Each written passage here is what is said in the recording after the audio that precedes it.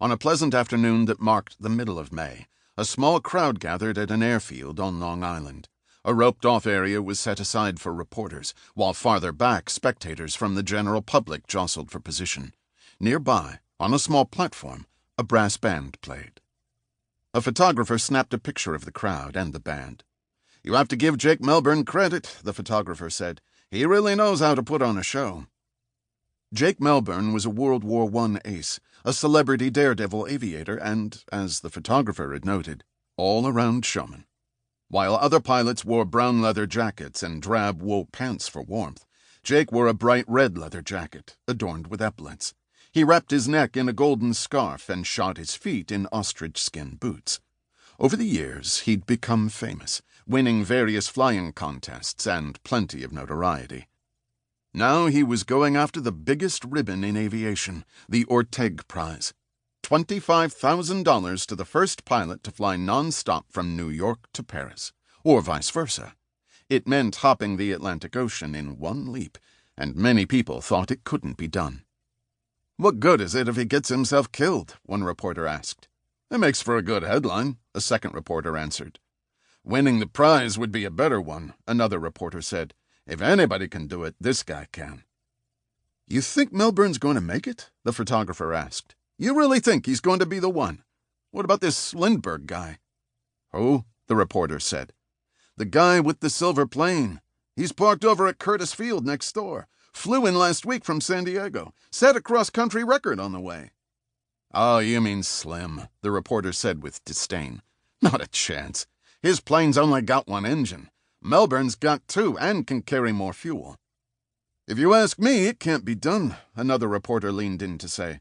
"4 men have already been killed. 3 other planes have crashed, and the French team and the White Bird are still missing. It's been a week. Wherever they are, they're not still flying." The White Bird was the English translation of l'Oiseau Blanc, the name Charles Nungesser and François Colly had given their airplane. They'd left Paris on May 8th in spectacular style, but hadn't been heard from since crossing the coast of Normandy. Searches for the plane and its crew were being carried out on both sides of the Atlantic, even as Melbourne and other contestants prepared for their attempts. "You wonder where Melbourne gets his money from?" the skeptical reporter continued. "Bird has the Wanamaker's. Funk had Sikorsky." "I heard Melbourne is funding the flight himself," the photographer said. "And I heard he's flat broke and desperate for the prize money," the reporter replied. "Likes to gamble, you know." The photographer considered that. "Well, it doesn't get much higher stakes than risking your life. Makes you wonder why anyone would even try it."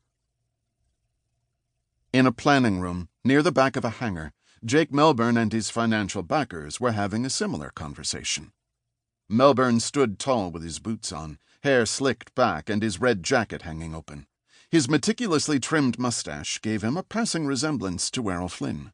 He'd slept in very late in order to be rested for the long solo flight, but he looked tired and angry. "I'm not going," he insisted. "Not with that thing on board." He was pointing to a compact steamer trunk, which, though it was small in size, was extremely heavy. The men across from him seemed unimpressed by the outburst. There were 3 of them, very different from one another, but with a family resemblance. The older man in the center was thin and balding, with glasses, and wearing a double-breasted Mackinaw overcoat. Beside him was a bruiser who looked like he'd come straight from the bare-knuckles boxing ring, or jail. His nose was flat, one eye recently blackened, his ears chewed up like he'd taken 100 punches to the head. The third member of the trio was younger still, of more average height and build, and he considered himself Jake's friend. But that didn't count for much at the moment. It was the older, bespectacled man who responded. "Listen to me, Jake. We're all here to help each other. Remember when the Irishman wanted to break your hands for stiffing them on the $3,000 you owed? We paid them off for you. Not only did we do that, we bought out your other markers and helped you buy this plane. Now, we need something from you." "I was going to pay off those markers after I won the prize," Jake said. "That was the deal. You get half, plus we sell the plane. The rest I keep." "That was the deal," the older man said. "We got a different one in mind now. In this deal, You get to keep the whole prize. You just have to deliver that trunk to a friend of ours on the continent. He'll meet you in Paris after you land." Melbourne shook his head. "If I put that thing on my plane, I'll have to offload 50 gallons of fuel. One bad stretch of weather and I'll never make Paris. A little bit of a headwind and I might not even make the coast." "You said going east instead of west puts the wind at your back," the older man insisted. "I still need fuel." "Maybe we could take out some other equipment," the youngest member of the trio said. "I've heard Lindbergh isn't using radio. I heard he doesn't want a parachute. Says the equipment is too heavy and unreliable." The young man turned to Jake. "You taught me how to dead reckon," he said. "You can use a compass and your watch." "Lindbergh's crazy," Melbourne replied. "Once he takes off, he's going to vanish just like the French. I need that equipment, and I need every gallon of fuel. Why don't you put the trunk on a steamship? Then I'll meet your friend in Paris and tell him what ship it's on." The bruiser shook his head. "Hoover's boys are closing in fast, and the docks are crawling with flatfoots looking for us. Besides, who can we trust?" "Hoover?" Melbourne blurted out. "You're telling me the Bureau of Investigation is looking for this thing?" The older man nodded. "We've had a misunderstanding with them," he admitted. "Why do you think we funded you in secret?"